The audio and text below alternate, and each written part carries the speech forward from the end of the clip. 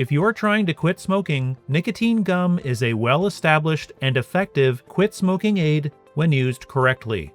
Using the gum properly can make a big difference in how well it works. Here's how to use it. Step 1. Place a piece of gum in your mouth and chew it once or twice until you feel a slight tingling. This means the nicotine is being released. Step 2. Park the nicotine gum between your cheek and gums. That's where the nicotine gets absorbed. Step 3. After about a minute, repeat the process. Chew once or twice, then park again. Keep this up for about 30 minutes per piece. This isn't like regular chewing gum. Don't chew it like it is or try to blow bubbles. As well, try not to swallow the juices too much. If you do, the gum may be less effective and you might have side effects like hiccups.